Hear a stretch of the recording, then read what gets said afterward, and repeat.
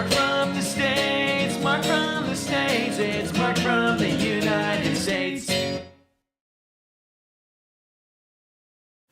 Good morning, good afternoon, good evening. Mark from the States. How are we doing today? I am doing fantastic. I hope you are as well. Thank you so much for coming. I appreciate each and every one of you. Today we're looking at the Battle of Samar. I think that's how that's pronounced. This is by the Yarn Hub. Our friends at the Yarn Hub love their videos, so please support their channels. This has come suggested actually by quite a bit of you. So I'm excited to see it since so many people have suggested it. It's always fun to see something that a lot of people have interest in. So I'm excited. Today we have Violet. She's here. I don't know if you can see her. There she is. Excited as always. And so please come sit on this big fake couch. If you're new, welcome. If you are here for the first time seeing this video with me, awesome. And if you've seen this already and you come back, thank you. So let's do this. Battle of Samar. It's the early morning of October the 25th, 1944, near the Strait of San Bernardino in the Philippines. Lieutenant Commander Robert Witcher Copeland is having his morning coffee at the bridge of USS Samuel B. Roberts after a sleepless night patrolling the waters. They are part of Taffy 3, a carrier group made out of 6 escort carriers, 3 Fletcher-class destroyers, and 5 Butler-class escort destroyers, like his own. Their mission is to provide air support to the landings of Leyte Gulf, which leaves the destroyers in a simple bodyguard and patrol role. It's shaping up as an uneventful task. That is until he receives a radio transmission warning him of surface radar contacts heading their way. Copeland doesn't even have time to take any action before one of his lookouts reports, "Object on the horizon, sir." "Everyone to battle stations," he orders without skipping a beat. Trouble lays ahead. In the distance, the center force of the Imperial Japanese Navy pushes into battle. It's made out of 11 destroyers, 2 light cruisers, 6 heavy cruisers, 3 battleships, and in the middle of them all is the biggest warship to ever grace the seas, the pride of the Imperial Navy, the Yamato. The commander of Taffy 3 immediately directs the carrier group to move east in haste and lay down smoke. Aircraft take off from the carriers and engage. The planes throw everything they can at the Japanese: bombs, torpedoes, depth charges, as well as strafing runs. But the Japanese force is just too vast, and the planes run out of ammunition and are forced to withdraw to rearm and refuel. Copeland relays the order, and the men activate the chemical smoke generators as well as overload the boilers with fuel, causing the vessel to billow black smoke out of the smokestack. As they do, Copeland spots massive, colourful splashes rising up from the waves. The Japanese are firing their first ranging shots. The rest of the destroyers mirror the USS Roberts, quickly deploying a vast wall of black and white smoke in front of the carriers as they continue their run east, heading straight for an isolated storm. The splashes get closer and closer as the Japanese gunners zero in on their targets, threatening to strike at any second.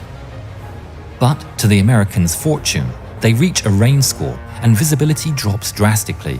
The torrent of rain and the smokescreen combine to hide the vulnerable ships from the Japanese. The bombardment continues though, but with limited visibility it becomes inaccurate and slows to a crawl, giving the fleet precious time to regroup and prepare. Copeland is still coordinating the release of smoke when he receives a transmission from the commander. All destroyers are ordered to attack with torpedoes. Copeland swiftly asks if the commander wants Butler-class and Fletcher-class to attack simultaneously. The response comes back negative. The Fletcher-class are to go in first. The Fletcher-class ships push out into battle. Copeland is left waiting, listening to the thunder of guns through the mist and smog. The wait is tortuous. He thinks to himself, My God, how are we going to work this? Contemplating the dangers ahead, he gets on the loudspeaker and tells the crew, This will be a fight against overwhelming odds, from which survival cannot be expected. We will do what damage we can. The Fletchers complete the attack run and race away into the relative safety of the smokescreen, receiving strike after strike from the enemy fleet. Amidst the chaos, the second attack run isn't organized and the Butler-class destroyers hesitate as to when to start. But Copeland doesn't wait. He slams the EOT to full power and the ship charges into battle. He sails straight into the enemy at 20 knots. He identifies the heavy cruiser, Chikai, as a first big target nearby, almost in ideal position for torpedo attack, and orders to go straight for it. Enemy shells begin falling around him, but they push on fearlessly. Amidst the hellfire, he radios Lieutenant Trowbridge, the engineering officer, and tells him, Lucky, as soon as we fire our fish, I will ring up flank speed and you give me everything you got. The shelling intensifies. Geysers of seawater lift into the sky all around them, some striking mere yards away. A shell impacts the ship's mast and the debris rains down upon the deck. A metal beam strikes the torpedo launcher, jamming it. Copeland is warned, but fortunately the launcher is already aiming overboard. Already committed to the run, he eyeballs a new attack approach to account for the angle of the launchers and keeps going. Shells continue to pummel the sea surrounding him, but they too miss by sheer luck. Coming in hot, 4,000 yards away from Chikai, Copeland orders, "Fire!" and the 3 torpedoes dive into the seas. The fish are away. The ship immediately turns to escape, and Copeland slams the EOT to flanking speed. Below deck, Trowbridge bypasses every safety measure. The boiler pressure rockets past its design limit, and the ship accelerates to a blistering 28 knots. She cannot take much more, Captain. Behind them, the HIJMS Chikai is rocked by an explosion as one of the torpedoes hits its mark. But they have no time to celebrate as other ships keep up their rain of shells. They keep running with all they have, zigzagging through a storm of high explosives. In the middle of it all, Copeland sees an Allied destroyer torn to pieces, limping along. The captain is standing on her stern, bloodied and hurt, still commanding the ship by shouting orders down a hatch to the engine room below. The captain gives Copeland a friendly wave as they sail by in the midst of battle. Copeland returns to a devastating scene. Nearly the entire fleet has suffered heavy damage, yet they still fight. Copeland radios his gunners and orders to open fire upon the nearest enemy, the cruiser Chikuma. The 5-inch weapons fire upon the cruiser. They are pitiful compared to the firepower wielded by the Japanese, but the gunners are determined to make it count. They fire round after round into the exposed superstructure of the Chikuma, all the while dodging 8-inch fire themselves. Inside turret number 2, the gunner's mate 3rd class, Paul Henry Carr, fires anything and everything that comes up the ammunition hoist. Armor-piercing, high-explosive, AA proximity fuse, even smoke and star shells used for lighting up battlefields at night. A similar scene takes place in turret number 1, as the little destroyer tears through the superstructure of the Chikuma. Their accurate fire disables an 8-inch turret, and the star shells light fires all across the deck. The fight drags on for 45 minutes, during which the gunners fire nearly all of the 5-inch ammunition stored on board.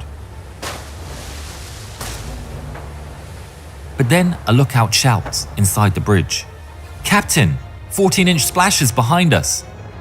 Copeland looks back, just in time, to see the massive water geysers lifting up into the sky, inches away from their stern. He runs for the EOT and pulls it to full reverse. The ship's hull shudders under the stress as it grinds to an abrupt halt. They even begin reversing when Copeland hears a loud whoosh of shells streaking overhead and sees them slam into the waters in front. Having dodged them, he pushes the EOT back to full flank ahead. But it's too late. An 8-inch salvo impacts the warship. A shell pierces the engine room and bursts the steam pipes of one of the two boilers. Another one hits below the waterline, and a third takes out all power and communications. The ship is wounded, and the Japanese can tell. The 14-inch main guns of battleship HIJMS Congo take aim and fire. The 1,400-pound shells smash into the vessel, tearing a huge hole under the waterline. Copeland orders abandon ship. The destroyer sinks as our gunners stubbornly continue to fire. An explosion rocks the insides of turret number 2. The barrel and breech are now so hot, it has prematurely detonated the shell's powder charge. A crew member enters the turret and finds Carr against the wall, heavily wounded, shell in hand. The crew member tries to help, but Carr only begs him for help loading one more shell into the breech, not realizing the gun was inoperable. Back at the bridge, Copeland has no more control, no power of communications. There's nothing he can do. He abandons the bridge alongside First Officer Lloyd Gurnett as shells still fall around and into the dying ship. The pair run to the very bow of the vessel as it rises into the air and spot a life raft floating below. They jump. The burning USS Samuel B. Roberts remains afloat for one more hour until it finally capsizes and sinks under the waves, taking with her 90 of the 210-man crew. The Japanese attack was repelled by the unprepared carrier fleet at the end of the day, thwarting their attempts to intervene in the Leyte invasion and sinking 3 heavy cruisers, including Chikai and Chikuma. But the Allied fleet suffered greatly. 2 carriers and 3 destroyers were sunk, and the rest sustained heavy damage. The chaos of the aftermath delayed the rescue. Men weren't picked up from the sea until 24 hours after the battle had ended, some spending up to 50 hours floating adrift. Engineering Officer Lieutenant Herbert W. Trowbridge and Gunner's Mate 3rd Class Paul Carr died in the encounter. They would both be posthumously awarded the Silver Star for their final brave acts, and Carr would have a guided missile frigate named in his honor. Lieutenant Commander Robert Witcher Copeland was rescued from the water alongside his crew. He would be awarded the Navy Cross for his actions, and a frigate was named in his honor. He survived the war and resumed his law career back home. He passed away in his home city of Tacoma, Washington, on August 25, 1973, aged 62. Wow. If you haven't yet, please subscribe to the channel and please watch more videos of ours. Thank you. Yes, I love this channel. I'm usually not a huge fan of the animation, but this, for whatever reason, they do such a good job that it's still, I watch these and I almost like kind of forget I'm looking at animation. Is that weird? But that's just kind of, I like them. It's good. It's good stuff. Thanks for the suggestion. Wow. Working on those vessels must have been very, very tough. You don't have a lot of options when you get into battle and then you're struck and you're just kind of praying for the best, I guess. And it just doesn't seem like there could be a lot of hope if you get caught. But yeah, thank you so much for that suggestion for this video. Please, you know I love this stuff. Thank you for all the suggestions on all this, so keep them coming. And please support the Yarn Hub. Good stuff. Really, really good stuff. Hope everybody's happy, healthy, and safe. And we will see you later, I hope. Violet? You want to say goodbye, Violet? Mark from the States, Mark from the States, it's Mark. And